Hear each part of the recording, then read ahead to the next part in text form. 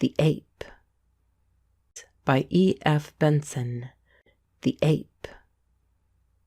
Hugh Marsham had spent the day, as a good tourist should, in visiting the temples and the tombs of the kings across the river, and the magic of the hour of sunset flamed over earth and heaven as he crossed the Nile again to Luxor in his felucca. It seemed as if the whole world had been suddenly transferred into the heart of an opal and burned with a myriad fiery colours. The river itself was of the green that beech trees are clad in at springtime.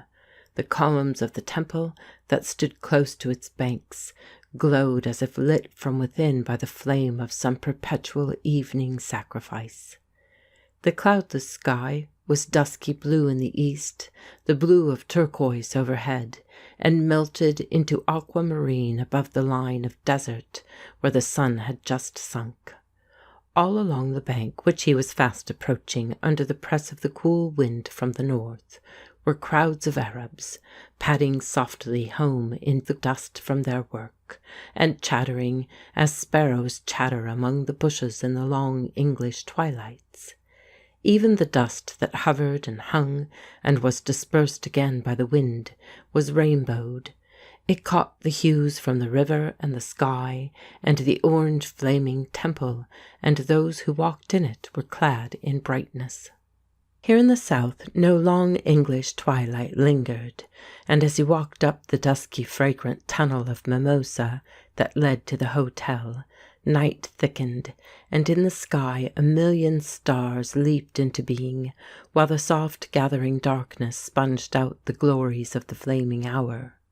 On the hotel steps the vendors of carpets and Arabian hangings, of incense and filigree work, of suspicious turquoises, and more than suspicious scarabs, were already packing up their wares, and probably recounting to each other in their shrill, incomprehensible gabble the iniquitous bargains they had made with the gullible Americans and English who so innocently purchased the wares of Manchester. Only in his accustomed corner old Abdul still squatted, for he was of a class above the ordinary vendors, a substantial dealer in antiques, who had a shop in the village, where archaeologists resorted and bought sub rosa, pieces that eventually found their way into European museums. He was in his shop all day, but evening found him, when serious business hours were over, on the steps of the hotel, where he sold undoubted antiquities to tourists who wanted something genuine. The day had been very hot, and Hugh felt himself disposed to linger outside the hotel in this cool dusk, and turn over the tray of scarabs which Abdul Hamid presented to his notice. He was a wrinkled, dried-up husk of a man, loquacious and ingratiating in manner, and welcomed Hugh as an old customer. "See, sir," he said, "here are 2 more scroll scarabs, like those you bought from me before the week. You should have these. They are very fine and very cheap, because I do no business this year. Mr. Rankin, you know him, of the British Museum, he give me £2 each last year for scroll scarabs not so fine, and today I sell them at £1.50 each. Take them, they're yours. Scroll scarabs of the 12th dynasty. If Mr. Rankin were here, he pay me £2 each, and be sorry I not ask more." Hugh laughed. "You may sell them to Mr. Rankin, then," he said. "He comes here tomorrow." The old man, utterly unabashed, grinned and shook his head. "No, I promised you them for £1.50, he said. "I am not cheap dealer. They are yours, £1.50. Take them, take them." Hugh resisted this unparalleled offer, and turning over the contents of the tray, picked out of it and examined carefully a broken fragment of blue glaze, about 1 inch in height. This represented the head and shoulders of an ape, and the fracture had occurred halfway down the back, so that the lower part of the trunk, the forearms, which apparently hung by its sides, and the hind legs were missing, On the back there was an inscription in hieroglyphics, also broken. Presumably the missing piece contained the remainder of the letters. It was modelled with extreme care and minuteness, and the face wore an expression of grotesque malevolence. "What's this broken bit of a monkey?" asked Hugh carelessly. Abdul, looking much like a monkey himself, put his eyes close to it. "Ah, that's the rarest thing in Egypt," he said. "So Mr. Rankin he tell me, if only the monkey not broken. See the back? There it says, 'He of whom this is, let him call on me thrice.' And then some son of a dog broke it. If the rest was here, I would not take £100 for it. But now 10 years have I kept half monkey, and never comes half monkey to it. It is yours, sir. For £1 it is yours. Half monkey nothing to me. It is fool monkey only being half monkey. I let it go. I give it to you, and you give me £1. Hugh Marsham felt in one pocket, then in another, with no appearance of hurry or eagerness. "There's your £1," he said casually. Abdul peered at him in the dusk. It was very odd that Hugh did not offer him half what he asked, instead of paying up without bargaining. He regretted extremely that he had not asked more. But the little blue fragment was now in Hugh's pocket, and the sovereign glistened very pleasantly in his own palm. "And what was the rest of the hieroglyphic, do you think?" Hugh asked. Allah only knows the wickedness and the power of the monkeys," said Abdul. "Once there were such in Egypt, and in the temple of Mut in Karnak, which the English dug up, you shall see a chamber with just such monkeys sitting round it, 4 of them, all carved in sandstone. But on them there is no writing. I have looked at them behind and before. They not master monkeys. Perhaps the monkey promised that whoso called on him thrice, if he were owner of the blue image of which gentleman has the half, would be his master, and that monkey would do his bidding. Who knows?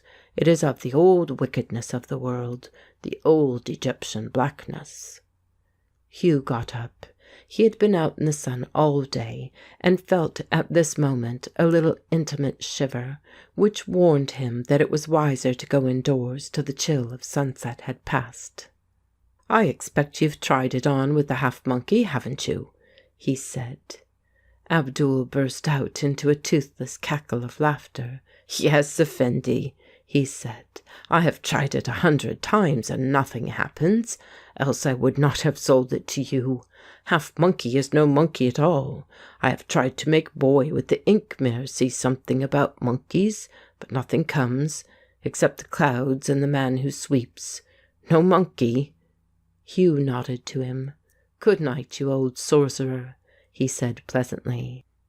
As he walked up the broad-flagged passage to his room, carrying the half-monkey in his hand, Hugh felt with a disengaged thumb in his waistcoat pocket for something he had picked up that day in the Valley of the Tombs of the Kings. He had eaten his lunch there, after an inspection of the carved and reeking corridors, and as he sat idly smoking, had reached out a lazy hand to where this thing had glittered among the pebbles. Now, entering his room, he turned up the electric light, and, standing under it with his back to the window that opened door fashion onto the 3 steps that led into the hotel garden, he fitted the fragment he had found to the fragment he had just purchased. They joined on each other with the most absolute accuracy. Not a chip was missing. There was the complete ape, and down its back ran the complete legend. The window was open, and at this moment he heard a sudden noise, as of some scampering beast in the garden outside. His light streamed out in an oblong onto the sandy path, and laying the 2 pieces of the image on the table, he looked out. But there was nothing irregular to be seen. The palm trees waved and clashed in the wind, and the rose bushes stirred and scattered their fragrance. only right down the middle of the sandy path that ran between the beds, the ground was curiously disturbed, as by some animal heavily frolicking, scooping and spurning the light soil as it ran. The midday train from Cairo next day brought Mr. Rankin, the eminent Egyptologist and student of occult lore, a huge red man with a complete mastery of colloquial Arabic. He had but a day to spend in Luxor, for he was en route for Merawi, where lately some important finds had been made. But Hugh took occasion to show him the figure of the ape as they sat over their coffee in the garden just outside his bedroom after lunch. "I found the lower half yesterday outside one of the tombs of the kings," he said, "and the top half by the utmost luck among old Abdul's things. He told me you said that if it was complete it would be of the greatest rarity. He lied, I suppose?" Rankin gave one gasp of amazed surprise as he looked at it and read the inscription on the back. Marsham thought that his great red face suddenly paled. "Good Lord!" he said. "Here, take it." And he held out the 2 pieces to him. Hugh laughed. "Why in such a hurry?" he said. "Because there comes a breaking point to every man's honesty, and I might keep it and swear that I had given it back to you. My dear fellow, do you know what you've got?" "Indeed I don't. I want to be told," said Hugh. "And to think that it was you who only a couple of months ago asked me what a scarab was. Well, you've got there what all Egyptologists, and even more keenly than Egyptologists, all students of folklore and magic, black and white, especially black, would give their eyes to have found. Good Lord! What's that?" Hugh was sitting by his side in a deck chair, idly fitting together the 2 halves of the broken image. He too heard what had startled Rankin, for it was the same noise as had startled him last night, namely, the scampering of some great frolicsome animal somewhere close to them. As he jumped up, severing his hands, the noise ceased. "Funny," he said. "I heard that last night. There's nothing. It's some stray dog in the bushes. Do tell me what it is I've got." Rankin, who had surged to his feet also, stood listening a moment. But there was nothing to be heard but the buzzing of bees in the bushes and the chiding of the remote kites overhead. He sat down again. "Well, give me 2 minutes," he said, "and I can tell you all I know. Once upon a time, when this wonderful and secret land was alive and not dead, oh, we have killed it with our board schools and our steamers and our religion. There was a whole hierarchy of gods, Isis, Osiris, and the rest, of whom we know a great deal. But below them there was a company of semi-divinities, demons, if you will, of whom we know practically nothing. The cat was one, certain dwarfish creatures were others, but most potent of all were the cynocephali, the dog-faced apes. They were not divine, rather they were demons of hideous power, but, and he pointed a great hand at Hugh, they could be controlled. Men could control them. Men could turn them into terrific servants, much as the genii in the Arabian Nights were controlled. But to do that you had to know the secret name of the demon, and had yourself to make an image of him with the secret name inscribed thereon, and by that you could summon him and all the incarnate creatures of his species. So much we know from certain very guarded allusions in the Book of the Dead and other sources, for this was one of the great mysteries never openly spoken of. Here and there a priest in Karnak or Abydos or in Hierapolis has handed down to him one of those secret names, but in 9 cases out of 10 the knowledge died with him, for there was something dangerous and terrible about it all. Old Abdul here, for instance, believes that Moses had the secret names of frogs and lice, and made images of them with the secret name inscribed on them, and by those produced the plagues of Egypt. Think what you could do, think what he did, if infinite power over frog nature were given you, so that the king's chamber swarmed with frogs at your word. Usually, as I said, the secret name was but sparingly passed on, but occasionally some very bold advanced spirit, such as Moses, made his image and controlled. He paused a moment, and Hugh wondered if he was in some delirious dream. Here they were, taking coffee and cigarettes underneath the shadow of a modern hotel in the year A.D. 1912, and this great savant was talking to him about the spell that controlled the whole frog nature in the universe. The gist, the moral of his discourse, was already perfectly clear. "That's a good joke," Hugh said. "You told your story with extraordinary gravity, and what you mean is that these two blue bits I hold in my hand control the whole ape nature of the world. Bravo, Rankin! For a moment, you and your impressiveness almost made me take it all seriously. Lord, you do tell a story well. And what's the secret name of the ape?" Rankin turned to him with the shake of an impressive forefinger. "My dear boy," he said, "you should never be disrespectful towards the things you know nothing of. Never say a thing is moonshine till you know what you are talking about. I know, at this moment, exactly as much as you do about your ape image, except that I can translate its inscription, which I will do for you. On the top half is written, 'He of whom this is, let him call on me thrice.'" Hugh interrupted. "That's what Abdul read to me," he said. "Of course, Abdul knows hieroglyphics, but on the lower half is what nobody but you and I know. 'Let him call on me thrice,' says the top half, and then there speaks what you picked up in the Valley of the Tombs. 'And I, Tahumet, obey the order of the Master.'" "Tahumet?" asked Hugh. "Yes. Now in 10 minutes I must be off to catch my train. What I have told you is all that is known about this particular affair by those who have studied folklore and magic, and Egyptology. If anything happens, do be kind enough to let me know. If you were not so abominably rich, I would offer you what you liked for that little broken statue. But there's the way of the world." "Oh, it's not for sale," said Hugh gaily. "It's too interesting to sell. But what am I to do next with it? Tahumet. Shall I say Tahumet 3 times? Rankin leaned forward very hurriedly and laid his fat hand on the young man's knee. "No, for heaven's sake. Just keep it by you," he said. "Be patient with it. See what happens. You might mend it, perhaps.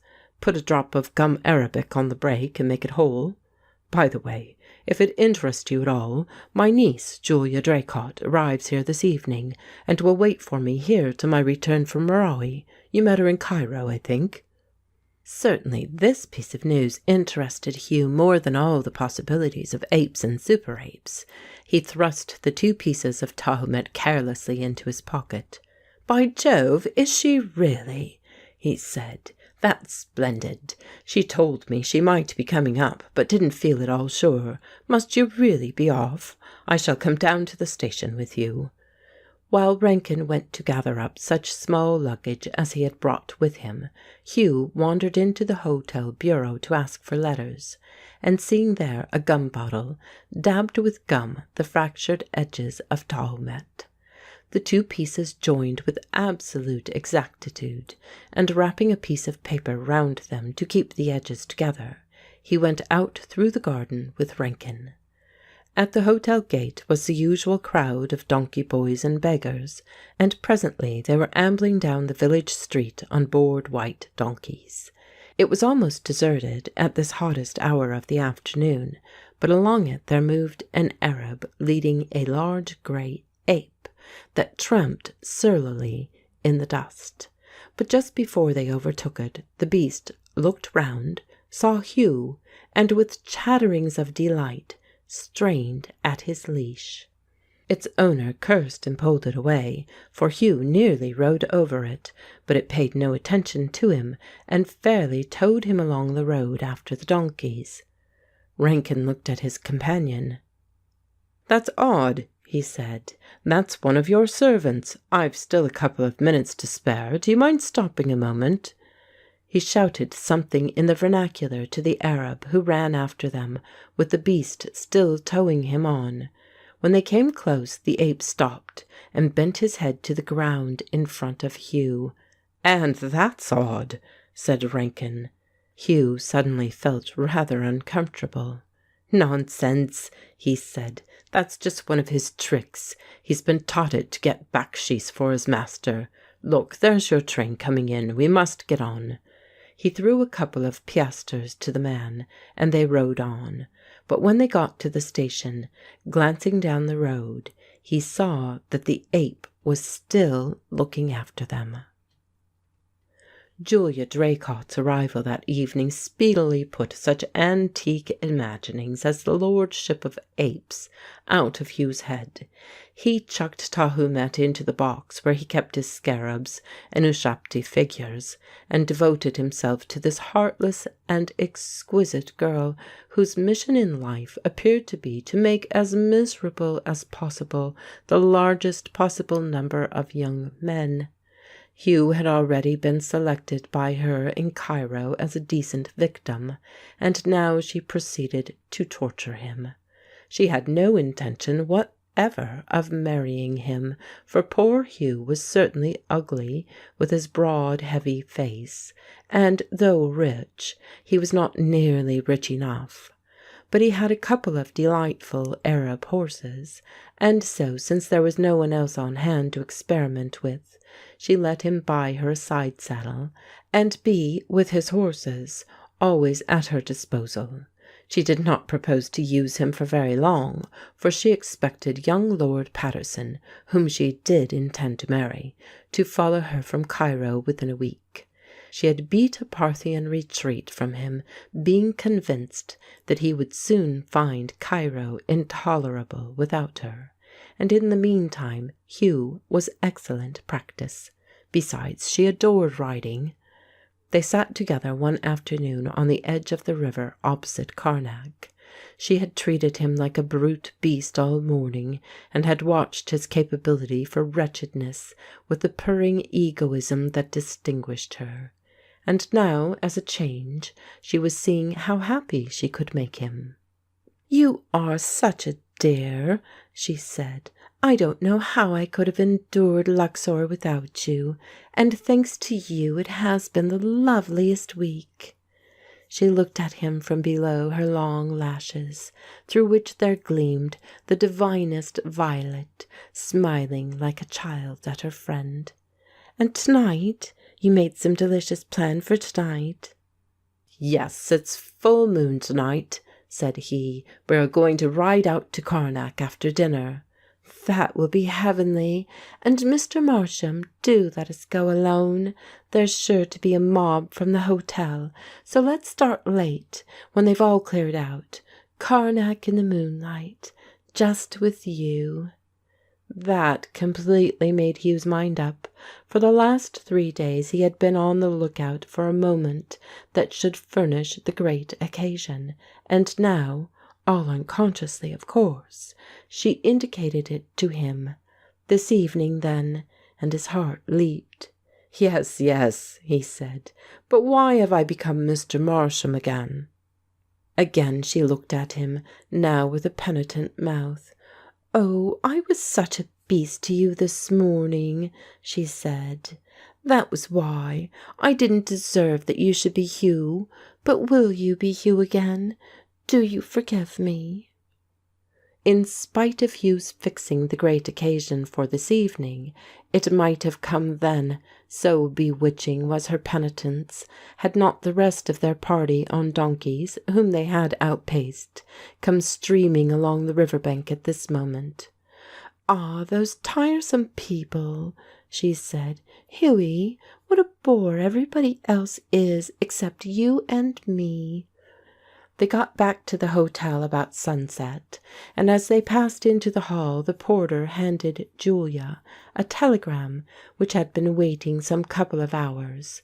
She gave a little exclamation of pleasure and surprise and turned to Hugh.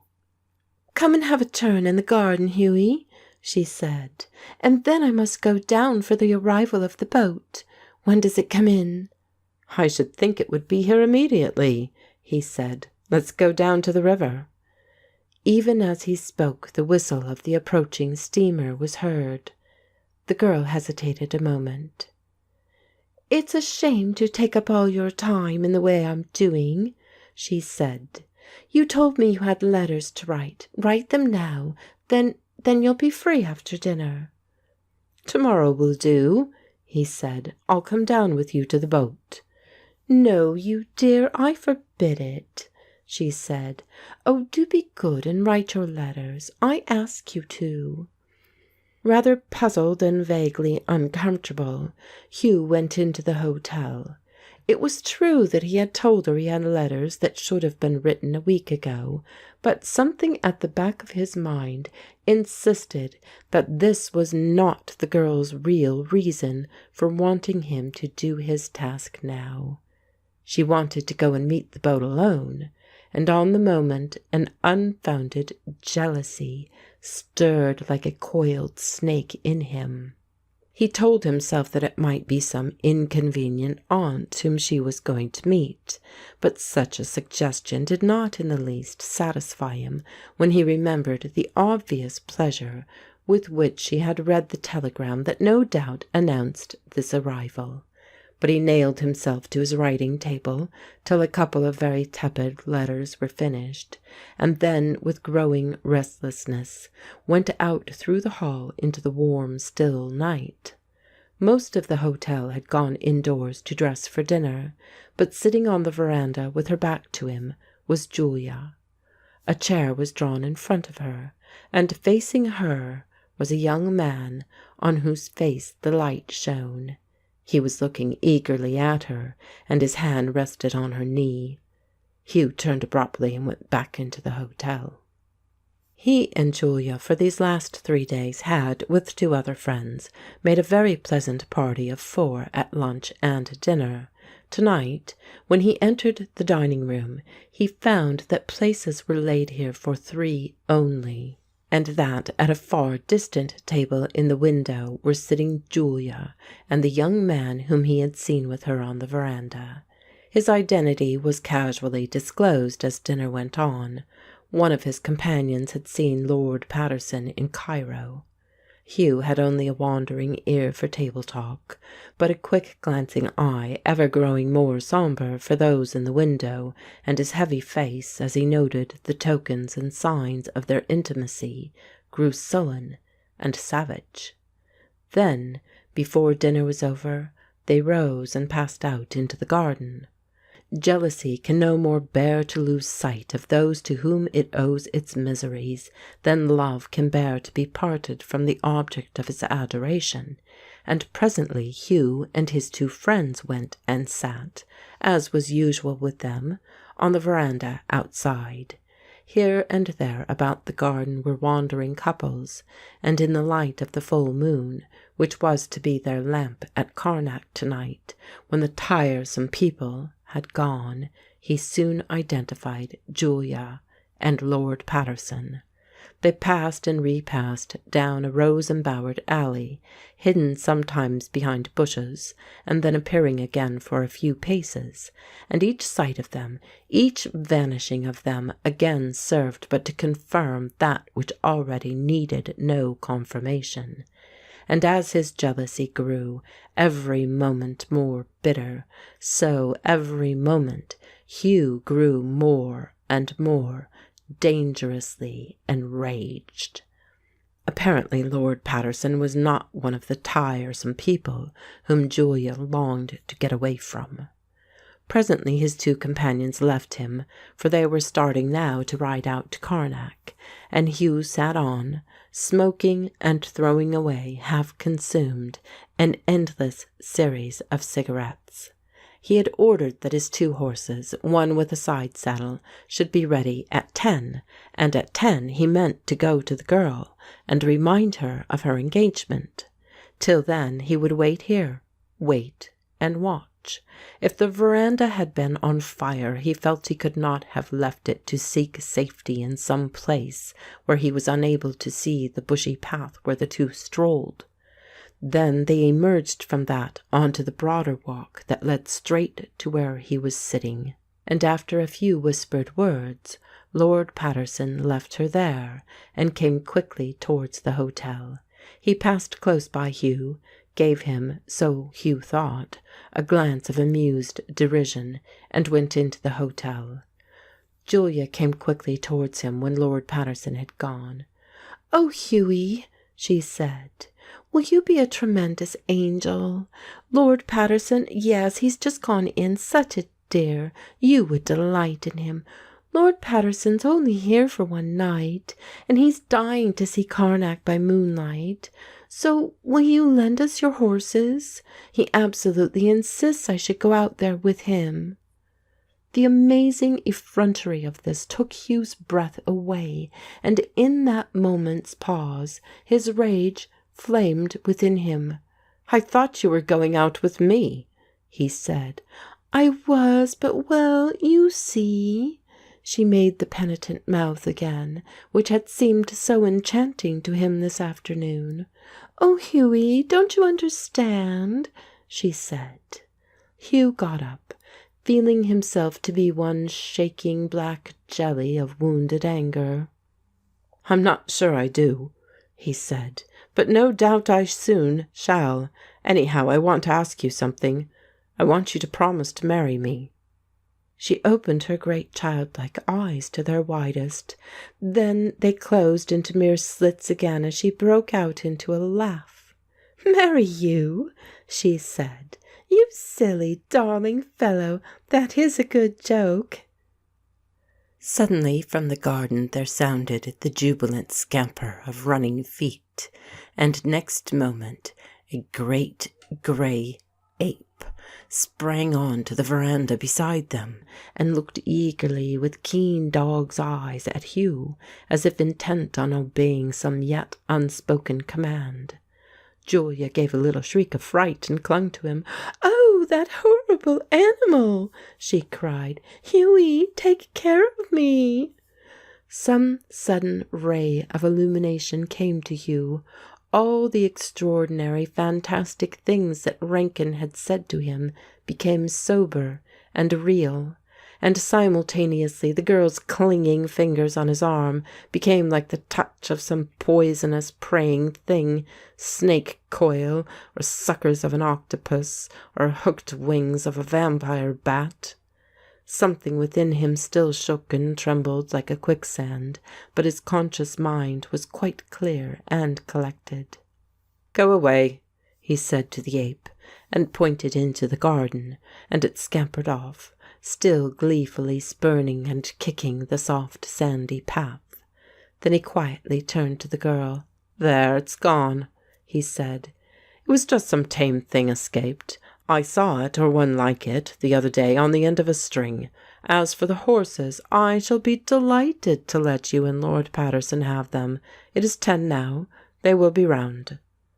The girl had quite recovered from her fright. "Ah, Hughie, you are a dear," she said. "And you do understand?" "Yes, perfectly," said he. Julia went to dress herself for riding, and presently Hugh saw them off from the gate, with courteous wishes for a pleasant ride. Then he went back to his bedroom and opened the little box where he kept his scarabs. An hour later he was walking out alone on the road to Karnak, and in his pocket was the image of Tahumet. He had formed no clear idea of what he was meaning to do. The immediate reason for his expedition was that once again he could not bear to lose sight of Julia and her companion.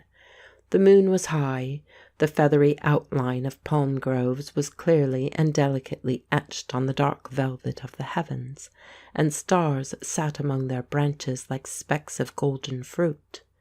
The caressing scent of bean flowers was wafted over the road, and often he had to stand aside to let pass a group of noisy tourists mounted on white donkeys, coming riotously home from the showpiece of Karnak by moonlight.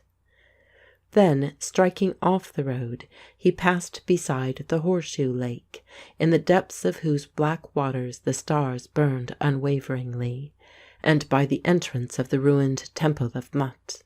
And then, with a stab of jealousy that screamed for its revenge, he saw, tied up to a pillar just within, his own horses. So they were here. He gave the beasts a wide berth, lest, recognizing him, they should whinny and perhaps betray his presence, and, creeping in the shadow of the walls behind the row of great cat-headed statues, he stole into the inner court of the temple. Here, for the first time, he caught sight of the two at the far end of the enclosure, and as they turned, white-faced in the moonlight, he saw Patterson kiss the girl, and they stood there with neck and arms interlaced. Then they began walking towards him again, and he stepped into a dark chamber on his right to avoid meeting them.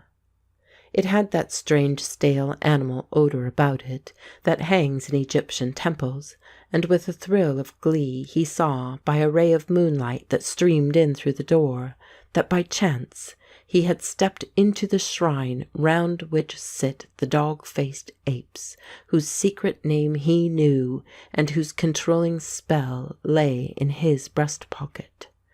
Often he had felt the underworld horror that dwelt here, as a thing petrified and corpse-like.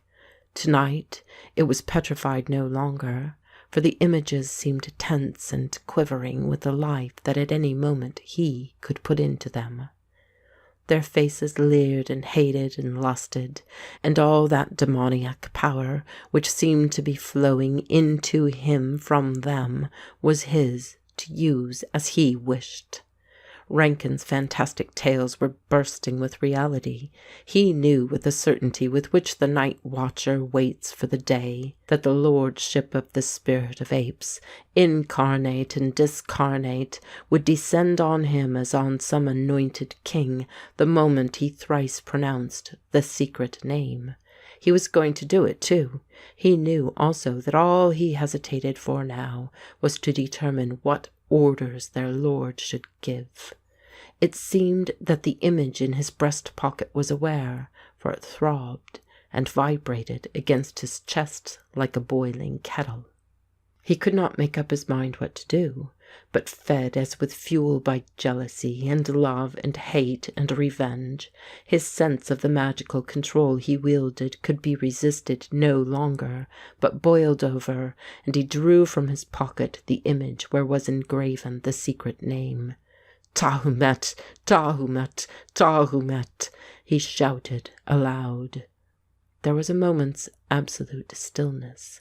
Then came a wild scream of fright from his horses, and he heard them gallop off madly into the night.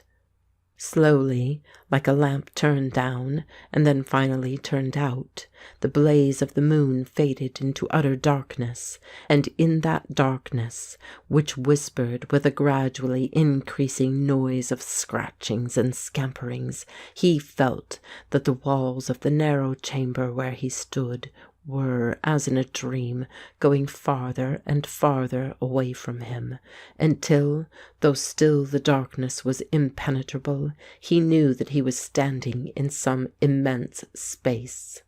One wall, he fancied, was still near him, close behind him, but the space, which was full of he knew not what unseen presences, extended away and away to both sides of him and in front of him. Then he was aware that he was not standing, but sitting, for beneath his hands he could feel the arms as of some throne, of which the seat's edge pressed him just below his knees. The animal odour he had noticed before increased enormously in pungency, and he sniffed it in ecstatically, as if it had been the scent of bean fields, and mixed with it was the sweetness of incense and the savour as of roast meat. And at that the withdrawn light began to glow once more, only now it was not the whiteness of the moon, but a redder glow as of flames that aspired and sank again. He saw where he was now. He was seated on a chair of pink granite, and a little in front of him was a huge altar on which limbs smoked. Overhead was a low roof supported at intervals by painted pillars, and the whole of the vast floor was full of great grey apes, squatting in dense rows. Sometimes they all bowed their heads to the ground, sometimes, as by a signal, they raised them again, and myriads of obscene, expectant eyes faced him. They glowed from within, as cat's eyes glow in the dusk, but with an infinity of hellish power. All that power was his to command, and he gloried in it. "Bring them in," he said, and no more. Indeed, he was not sure if he said it. It was just his thought. But as if he spoke the soundless language of animals, they understood, and they clambered and leaped over each other to do his bidding. Then a huddled wave of them surged up in front of where he sat, and as it broke in foam of evil eyes and paws and switching tails, it disclosed the two whom he had ordered to be brought before him. "And what shall I do with them?" he asked himself, cudgelling his monkey brain for some infamous invention. "Kiss each other," he said at length, in order to inflame the brutality of his jealousy further, and he laughed chatteringly as their white, trembling lips met. He felt that all remnants of humanity were draining from him. There was but a little left in his whole nature that could be deemed to belong to a man. 100 awful schemes ran about through his brain as sparks of fire run through the charred ashes of burnt paper. And then Julia turned her face towards him. In the hideous entry that she had made in that wave of apes, her hair had fallen down and streamed over her shoulders, and at that, the sight of a woman's hair unbound, the remnant of his manhood, all that was not submerged in the foulness of his supreme apehood, made one tremendous appeal to him, like some final convulsion of the dying, and at the bidding of that impulse his hands came together and snapped the image in two. Something screamed. The whole temple yelled with it, and mixed with it was a roaring in his ears as of great waters or hurricane winds. He stamped on the broken image, grinding it to powder below his heel, and felt the ground and the temple walls rocking round him. Then he heard someone not far off speaking in human voice again, and no music could be so sweet. "Let's get out of the place, darling," it said. "That was an earthquake, and the horses have bolted." He heard running steps outside, which gradually grew fainter. The moon shone whitely into the little chamber with the grotesque stone apes, and at his feet was the powdered blue glaze and baked white clay of the image he had ground to dust. End of section 10.